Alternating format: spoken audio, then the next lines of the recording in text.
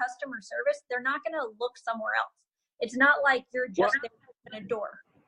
So well, and to comment on that, number one, when they add, even if it's $1,000, when they add that stick to it, people appreciate that. And I will tell you that New American and QL, those are our highest closing ratios. I think we all know that. Mm-hmm. But I'm also not opposed to, everyone has their own style. But I can tell you this, when you kind of mix in the fact of, look, it's a seamless process, and then like this isn't, we don't want this to be the reason they're working with us, but I think you want to just, it's kind of like that extra jab at it, right? It's not only do you get the seamless process because we work with them so much, you also get that incentive too. So we're really, and then you skip right over it, right? You just kind of bring it up and you go right over. You don't get into it, but it's one of those things where not only do we create the seamless process because we do so much business with American Funding, you also get that incentive too. So we're really looking forward to working with you. I'm really looking forward to working with you. So I'm not opposed to bringing it up in that quick facet. So it's like, oh, that's right. So I get a great process, and that's right, I still get that incentive. So it's up to you guys on how you do your pitch. But I wouldn't be opposed to throwing that in there on the first one, but making it to where it's just in addition to and not about the call itself. So right. That's good stuff. No, I think it's great. That really is.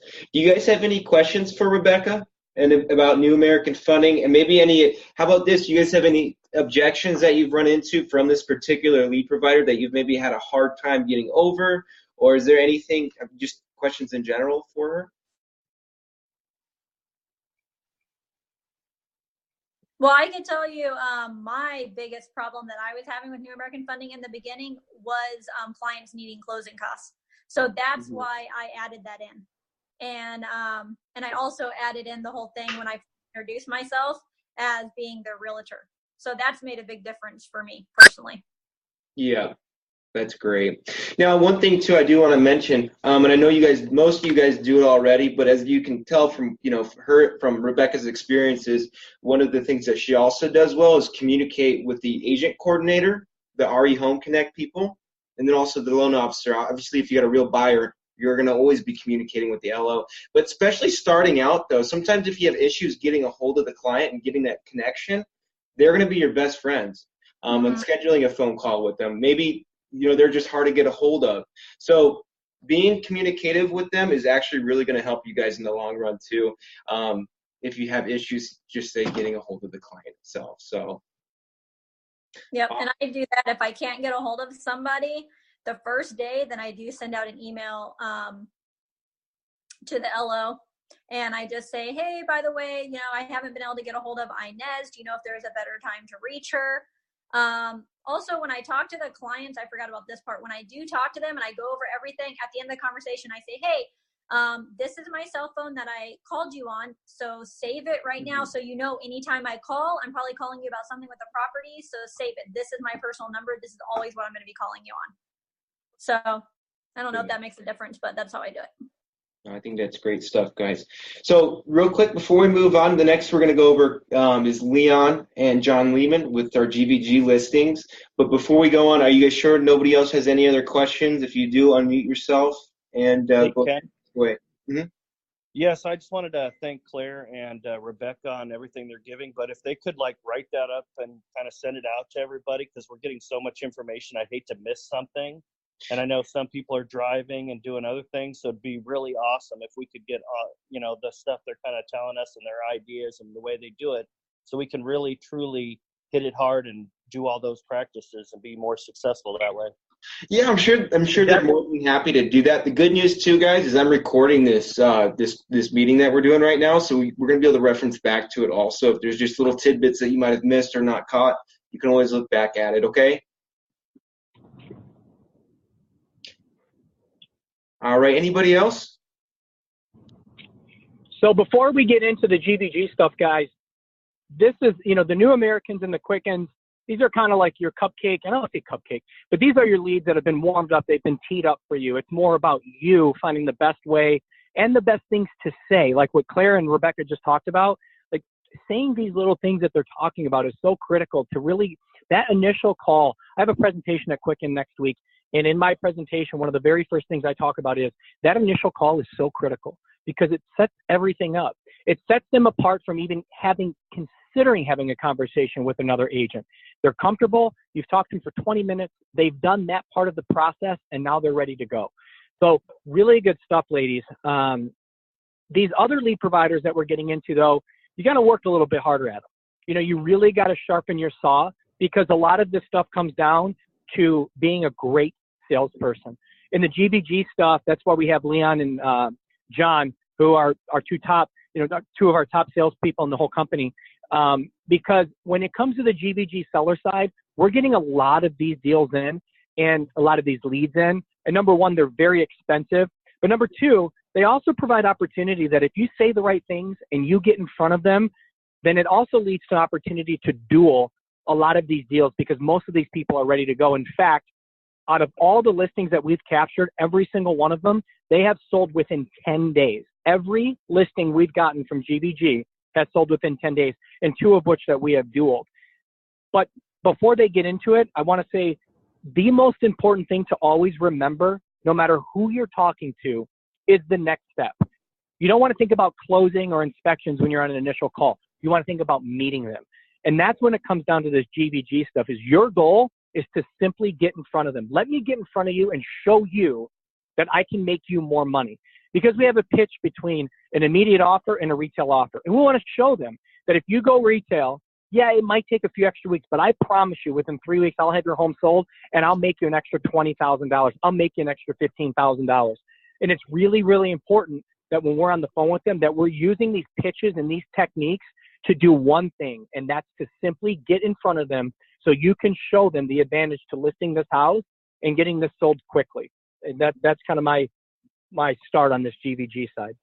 Can I add one thing to that? For sure.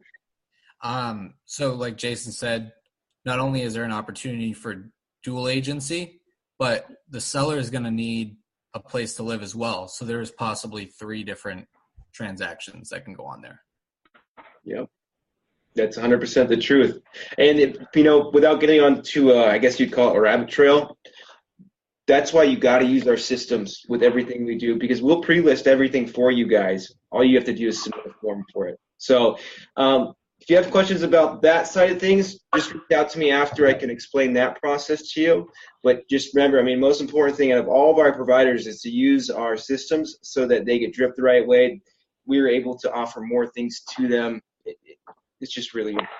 So with that being said, let's go ahead and move on. I kind of this is what I was thinking. You guys can do it however you want, Leon and Lehman, but I kind of wanted Lehman to go ahead and start out and talk about the GVG leads in general. And then Leon, I'd kind of like you to talk about your specific pitch, because the pitch that we have for these leads, we can use them for any seller. And so I want us to start doing that, because I think it's a great thing to offer somebody that's even just thinking about selling, or maybe just wants to see what their home's worth. So if you guys want to go ahead and get started, feel free, okay? Who do you want to start? I would like Lehman, if Lehman's there. If not, Yes, hey, can you hear me? I can hear you. Yep. Your phone out of your mouth. I can't. It's tasty. So Jason kind of just covered a lot with GVG. It is all about getting in front of them as soon as possible. And it was the same with Zillow too, and we had Zillow. But the biggest thing is this lead comes in, they are somebody that's motivated to sell their property, whether it's for financial reasons, whether it's they're just feeling the market, whatever it might be, they want to sell and they want to sell it now. So you got to get in front of them. If they won't let you get in front of them, they just keep putting it off. And a lot of people do that on that initial phone call. And again, I'll kind of back up, and it's the same with what Claire said.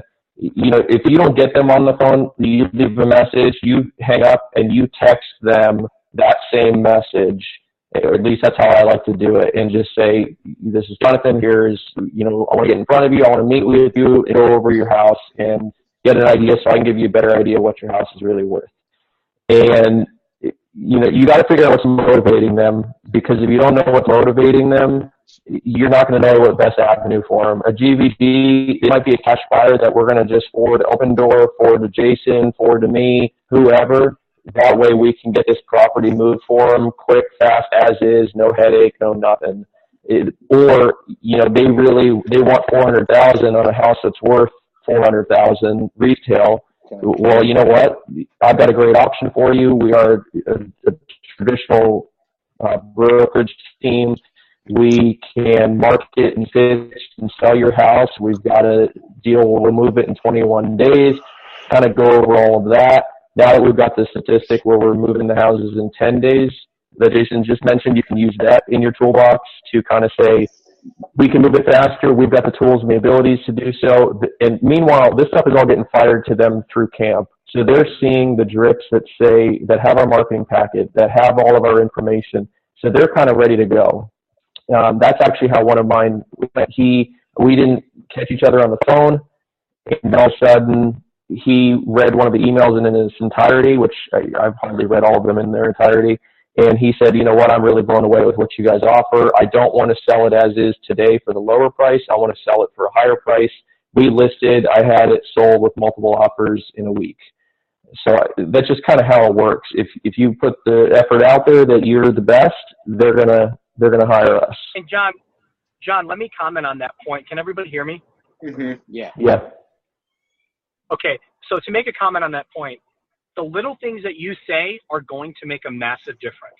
And so for this program, expressing to them, well, listen, Mr. Jones, I'm really glad we got in touch because we have the best sellers program in the country. And let me explain how this works.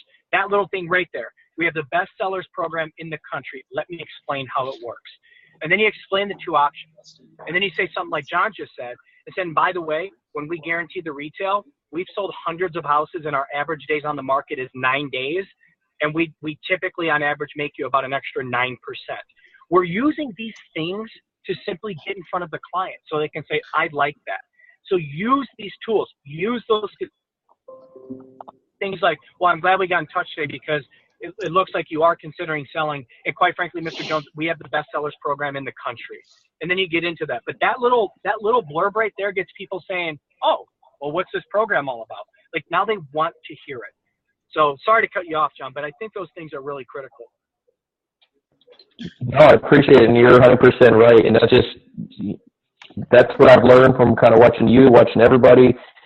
You just got to pick up on what the hot buttons are and roll with it. No, I think that's great stuff, John. I really appreciate that. Let me ask you this. What are some common objections that you get when you get these leads, and how do you kind of jump over those? Because I understand that some people, I know that they're looking, like one of the objections is that people just want the offer.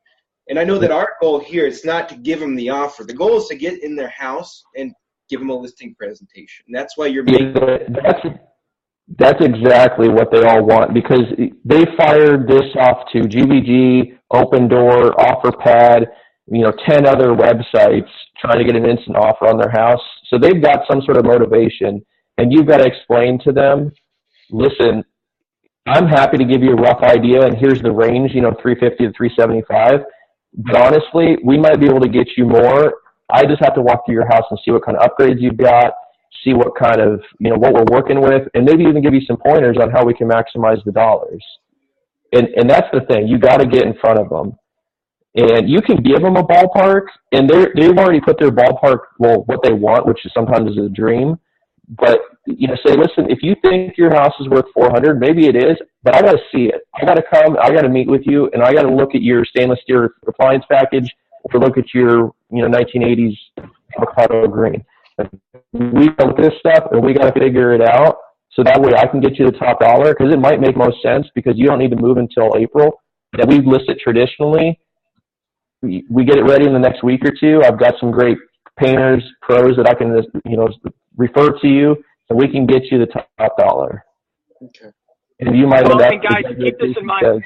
Here's an extra 10%. Well, and guys, keep this in mind too. Is that if they say no, I just want to know what my instant offer would be, and the rebuttal of that is, you know what, Mr. Jones, this is why I'm really happy that we're on the phone right now, because a lot of companies out there, all they're trying to do is steal your house. They're trying to get a smoking deal so they can turn around and flip it and make a quick 20, 30,000. That's not my goal. My goal is to be an advocate for you and show you both options, because quite frankly, and this is the exact pitch, because quite frankly, I could offer you a lowball offer like everybody else, but that might not be in your best interest. Now it may be, But what I'd also like to do is give you a retail number where I can guarantee you to sell it in 21 days, where you can hopefully make even more money. And then people are going to say, wow, I appreciate that. I appreciate the transparency. I appreciate the fact that you're actually looking out for my best interest. Exactly. Good stuff. I think that's everything I got to say here. Hey, Leon, did you want to chime in a little bit on your end, kind of what best practices you dealt with on these? Between Jason and John, I appreciate that. Leon Gavartin, if you guys don't know me in some of the new markets, feel free to pick up the phone anytime. GVGs, actually, the key words are motivated, and they're actually filling out a form that requesting a number. They want to sell the house. So you've got a true seller, and you've got to be able to convince them that you're their agent, you're the source, you've got the tech to do it. Generally, when you get the email, you've got the amount that they filled out in the blank of what they think their house is worth. Before I pick up the phone and call them, I'm doing a comp, I'm doing RPR just to see how close they are, so that when I have that conversation, I can tell them, yeah, neighbor sold for X and your other neighbor sold for Y. So you're a little bit more familiar with the neighborhood. Oh, you've done business in this neighborhood. Yeah, you're very familiar. Tony. I think that's a great start with how you that's a great start of how you actually get a good conversation going and get their attention, especially talking about their value and repeating what they actually said and what they actually wrote. So, Mr. Jones, you think your house is worth $240? Well, according to your neighbor, he sold for $235. What kind of upgrades have you done? You wanted to find out why does he want to get more money than somebody else. The keys to going to be to get in the house, and every reason to tell you I've got stainless, I've done upgrades, but a lot of questions to get into, to overcome some of the objections, is to ask them when was the last time they changed their air filters. A lot of people won't be able to tell you that, and then I'll tell you the condition of the house probably isn't as new. So they'll give you a little bit of an idea of the value that they're coming in with and the condition of their house. What generally you want during that phone call is find out why they're selling, so you have a better idea of why you're going in, and you can offer them the different technology of what you've got, of the instant offers, and the personal contact when you're actually speaking with them is key, because they've contacted 20, 30 other sources, 5, 10 other sources. 95% of them get an email, that personal discussion. And that's where you kind of make that relationship and get that appointment. The key is getting into the house. Once you're in the house, we've got the best people on this. We can truly turn them with instant offers, and we can have an offer to you within 24 hours. You've got pictures of the house so you can submit, and then you can offer the better package of you can make more money in 10 days and we'll let you more money. So there are different options, but I think getting into the house is going to be key. Start the conversation by listening and repeating what they actually wrote as to what they think their house is worth. Good stuff. That's good stuff for real. Does anybody have any questions about that? And, like I was saying too, this whole pitch thing, and we can send out a best practices email after this, kind of going over just some forms that we created on how to pitch this, very similar to, what Leon and Lehman and Jason were saying as a follow-up. But does anybody have any questions in particular about these? I know that we get these leads throughout all of our marketplaces, which is one of the best things about this provider, GVG. But this is also a good opportunity for you guys to ask those questions, because you guys have all basically have had the experience with them at this point now. So feel free to ask any questions that you might have for this program itself, or just anything in general.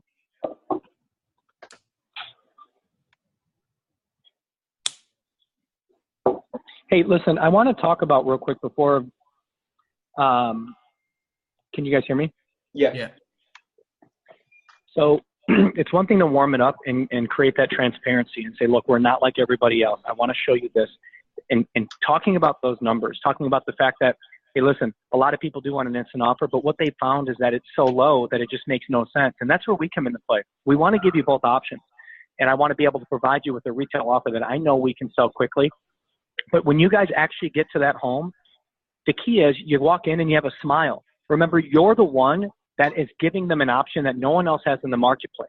And don't be afraid to play off that by saying, hey, listen, I know like everybody wants immediate gratification nowadays, but that's not who I am. And that's not what my company is about. I wanted to see your home firsthand because if I can make you more money, that's a win for both of us. Those are the things you have to say, right? Those are the things that from that initial call to when you go into that house, saying those things, now you're welcome. Now you're their advocate. Now they say, look, now I trust you. You actually took time of your day to come to my house. You're not here trying to rip me off. You're trying to see what's in my best interest, and then you got them. So you have to use those type of things when it comes to these leads. Because here's the deal. When you get one of these, when you land one of these listings, I can tell you this. If you walk out of there with a signed listing contract, that house is going to sell. 2, again, going back to Dual or going back to their friends and family or going back to them buying a house, like these are great leads because there is multiple possible transactions. But it's all about showing them that you have their best interest in mind, and this is why I'm here. Yeah, it's great. It's true. And it's always full transparency. It's peace of mind for your clients. It's just always try to think about that kind of stuff, especially like Jason said, like when you're walking into that listing appointment, you're making their day by being there. You want to be showing that and not just showing up. So, all right, guys, any other questions before we move on? All right, I'm going to give you just a couple seconds. All right, so next we're going to kind of go over. What's that? No? Okay. Well, next we're going to go over Tom Gramo on Opendoor and Redfin. He's just going to be discussing how that initial first call again with these guys, how he kind of scrubs these leads. Because like Jason said, sometimes, these kind of moving past GVG, these next 2 that we cover, not as good as the others, it seems like, but they're still good leads. But you probably should do a little bit of extra scrubbing on them before you go drive miles away to go see them. So I think that this is going to be really important for you guys to listen to, just to get some feedback on, what is working best for somebody that's been working these leads for a while now and has shown that, he's been closing them. So it's going to be some good stuff from Tom. Tom, you ready for this? Yeah. Okay, great. Can you hear me? I can hear you. Okay. So these leads, like Ken said, they're not always the best leads, but here's the thing. The call starts, or the whole transaction starts even before you make the call. It's a mindset that it's going to be a good lead. Don't just assume, they're not going to answer or, they're not going to be pre-qualified or anything like that. Like, have it in your mind that it's going to be a good lead. This one is going to close, and they're going to close with you. They're not the best leads, but they're like a glorified open house lead. So they're interested in the market. They have a specific property that they already picked out, and they reached out. They're looking for a phone call or a text message or something from you regarding a showing on that property. So, I place a phone call. If they don't answer, like Claire said, I'll shoot them a quick text message right away because this is a different day and age where more people I find are responding to text messages than the phone call sometimes. And then once you get them on the phone, take notes. Like Rebecca said, I mean, if you remember what they tell you and then you bring that information back up later, they're going to appreciate the fact that you weren't just, staring off into space or whatever. They're going to really like the fact that you're listening to them, that you're listening to their needs.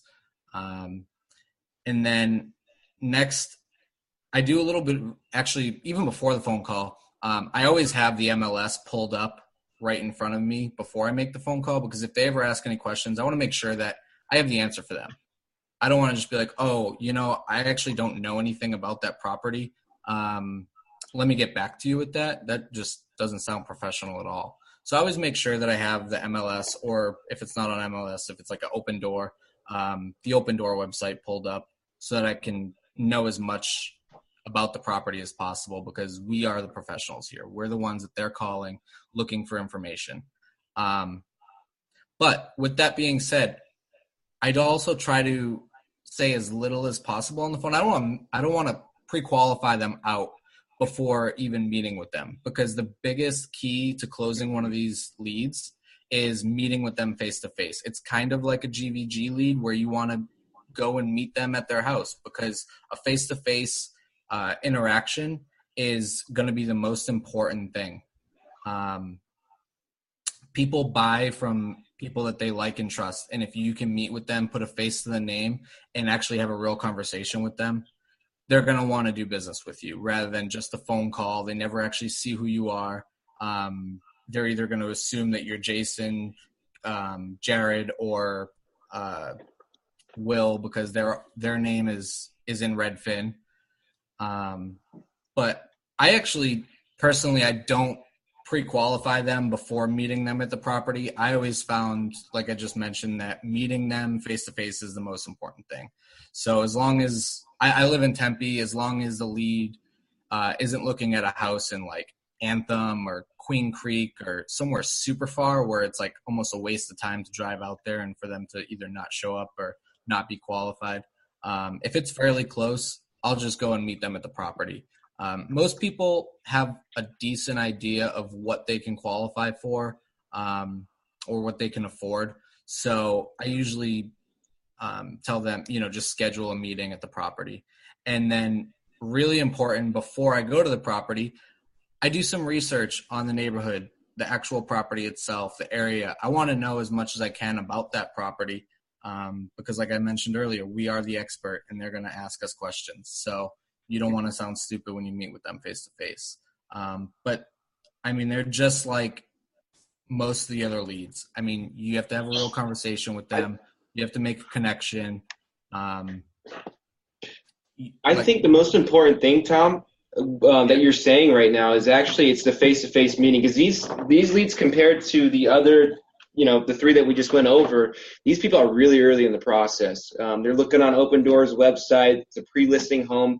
Typically, they're not going to be pre-qualified. Like you were saying, you don't pre-qualify them over the phone because they're so early in the process. So making that face-to-face connection and starting that relationship early, being maybe even one of the first realtors they talk to, because the only way that these people are getting into Open Doors home is with you. That's really where the strong point is on getting these, gaining a client basically is what you're doing for these. The best thing you can do with these leads is be the first person that meets face-to-face with them.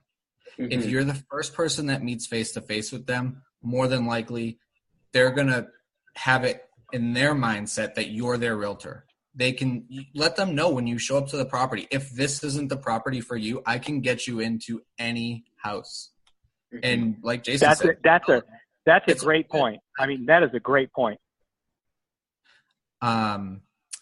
These leads, like Ken just said, they're so early in the process that a lot of them don't even know the steps it takes to buy a house. So when you meet with them face to face, that's when you start asking them questions.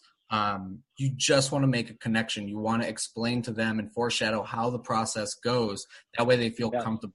The more you explain to them, the more they'll feel comfortable with you, the more they'll trust you, and they'll look to you for advice and guidance throughout the process. So those are just like the most crucial points that I can stress for these leads. Open door. Tom, yeah. Question for you. Yeah. Does Tom Brady help you a lot when you go over the pitches at your house? Yes, I learned from that. Okay. He leads by example.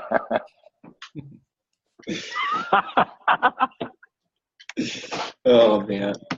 I like the part though. If I can real quick though, the part that you mentioned that, listen, you want to get in front of them because you want to let them know odds are that house that they're looking at is probably not the one that they're going to buy. But because you took initiative, listen, let's go take a look at it. It's in a great neighborhood, blah, blah, blah. But when you get there, letting you know, hey guys, listen, here's the deal. And this goes back to, I always talk about knowing when it's right and knowing when it's wrong. And when you know it's wrong and you leave that house and you can sense that they're not going to make an offer, the best thing you can do is, guys, you know what, this house is okay, but I really think we can do better. And they're going to be like, whoa, I've never heard that from an agent before. I've never heard someone say, you shouldn't buy this house. And when you say things like that, it builds that trust and credibility with you as a human being. And it allows you the opportunity to say, let's go look at more. And then they say, of course, I trust you now. You didn't try to force me into something that I didn't want to buy. Yes, those are awesome points. Something that I also do, not everybody is going to have this advantage. But what I do is I take my tablet with me. The tablet is key because you can get internet anywhere. It's not like a laptop where you have to connect to Wi-Fi. So if I'm in a showing and that property is not the one that they like, they're not feeling it. I ask them questions, what are you looking for? It's just like an open house lead. If you have someone walks in, they're not interested, you can bring up properties around that area. On my tablet, I'll ask them questions. How many bedrooms are you looking for? How many bathrooms are you looking for? What price range are you trying to stay in? I'll show them the area. I'll draw a little box on the MLS of the area that they want to be in. If there's homes that are available, guess what? That leads to more showings right then and there. So there's been multiple occasions where I've, set up a meeting for one showing for a Redfin or Open Door lead, and it leads to 3 other showings, that same interaction. Mm-hmm. Yeah. Can I add something in really quick? Yep. Yeah. Who is that? Lehman, your boss. So there's another, and this goes for anybody. If you've got somebody that says, well, I've got to sell to buy, and again, with the GVGs or anything else, look up their house. If they don't give you their address, search them in Monsoon, because you need to get a look at their house. They might have just bought it 3 years ago. Well, now you can tap through the pictures and see if it's a dump, or see what kind of upgrades it's got, or what they're going to be working with, or was it just listed for the last 6 months and it just came off the MLS? I mean, this is kind of important for us, the GVG stuff, but it also works for if you've got an IHR client or anybody else. You pull that person up and get a good background on their needs and what they're working with that they're going to have to sell to buy. So just one more. Yeah, I agree with Lehman. So much of what we do and what we get paid for is not just showing houses, it's doing the research. Especially with GVG leads, one of the things that I did with the one that I just closed, and like Jason said, I got dual agency on that one. The buyer called me off the sign, first day on the market. I looked up the house. I knew about the house. I knew about the area. I wasn't just, an agent strolling into a home in a neighborhood that I've never been in before. It's important to do your research, whether you're going to meet with a seller or you're going to show a property. Yeah. Let me just add, can you guys hear me? Yep. Let me just add that no matter what we're doing, whether we're representing buyers, sellers, that first time that you speak to them, you want to create a relationship. Mm-hmm. You want them to be your friend. You want them to know that you're on their side, that you're there for them. So many agents, so many people call or just send emails that are impersonal. Be personal. Listen to them. Hear what they're saying. Chances are, if they're reaching out to buy or sell, you've got a client. You just need to know how to approach them better or the right way. Awesome stuff. Well, good stuff, guys. Real quick, before we kind of move on, did anybody have anything else to add to that, or any other questions about Open Door or Redfin? Our outside markets, we're working on putting something together for Open Door, so this might be a good provider for you in the future. We'll let you know more about that, but this will, if we're able to get that done, it's going to be really good for you guys. So, but yeah, does anybody have any questions about that?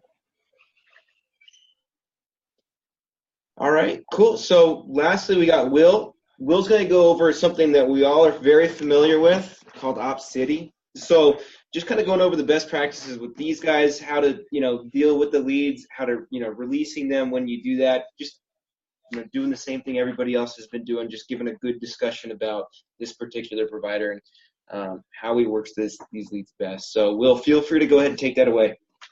Hey guys, how's it going?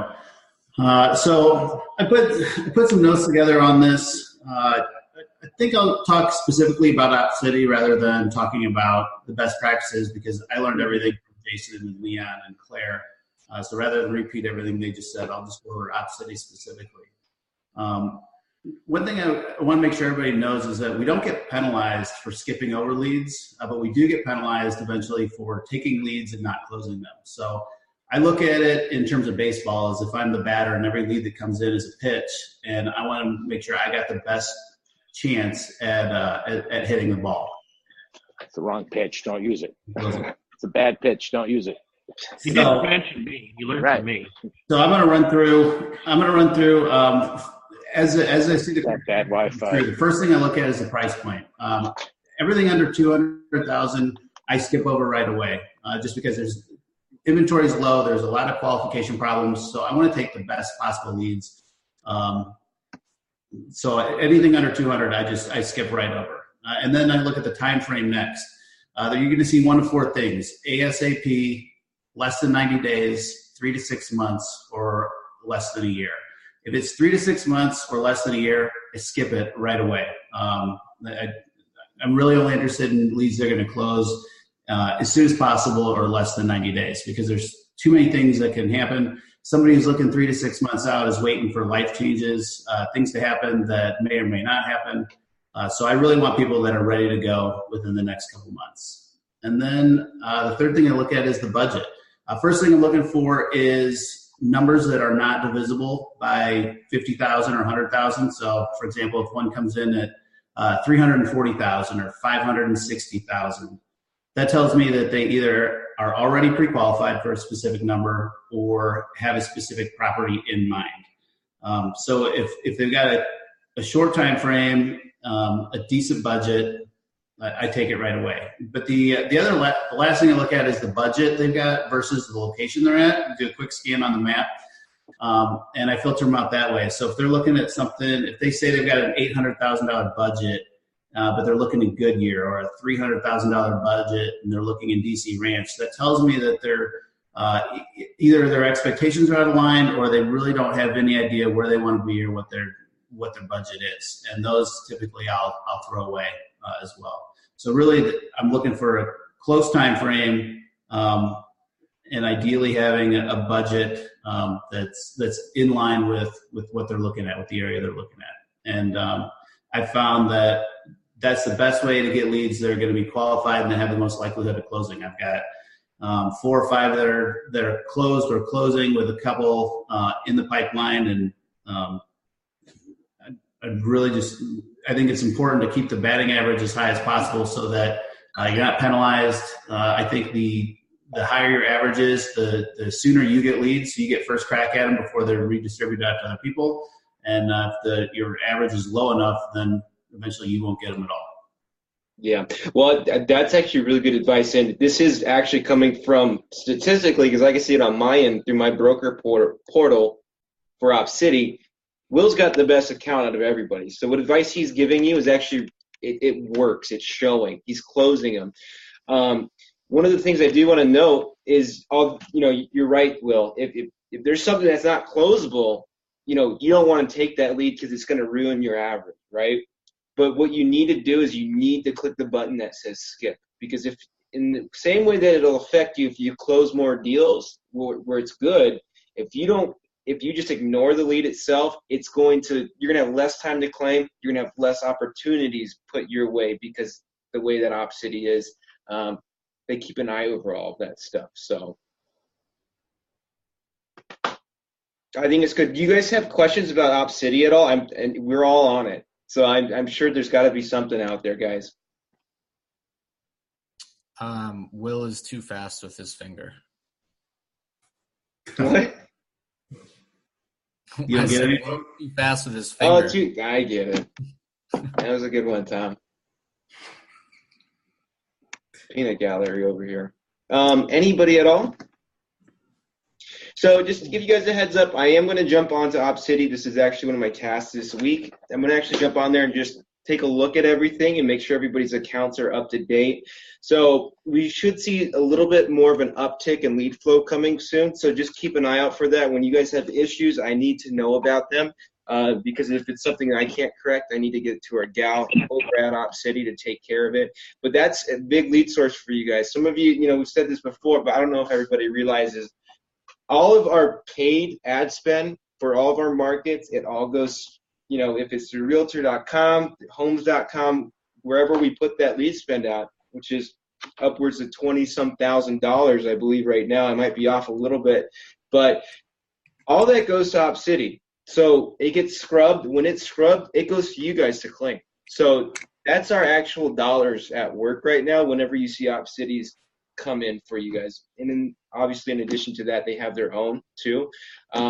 And that's the stuff that Will's getting more opportunity from is Op City stuff because he's showing that he's closing. He's showing that his account's current and up to date. So like I said, questions, feel free to ask me. Overall, I think this was a great little webinar we did.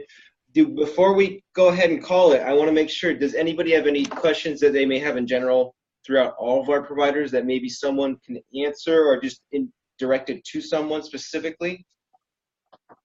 I have a quick question. Yes, for sure.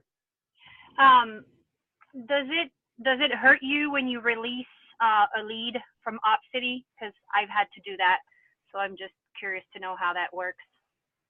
No, it doesn't. No, it doesn't affect you in a bad way. But what's important is that you note what's going on. Communication is key with all of our lead sources, and Op City is also one of them. But no, it won't hurt you. The fact that if you just release it, but you need to note what's going on. If you release them because they're no longer looking to buy or they couldn't get pre-qualified, there'll be selections. So you want to just make sure you note it right whenever you're putting it in there. Okay, thank you. Awesome. Anything else, guys? All right. Well, hey, guys, again, thank you so much. I think this was really helpful. Whenever I finish this recording, I'm going to go ahead and download it, and I'll shoot it out to you guys to review if you ever want to go ahead and reference back to it. But we're going to plan on doing these kind of bi-monthly just to make sure everybody's on the same page and any questions that might have been out there are answered. So definitely bring them next time if you got them. But thank you again for spending some time with us today. Okay, guys? Thank you. Thank you. Thanks, Thank guys. you, everybody.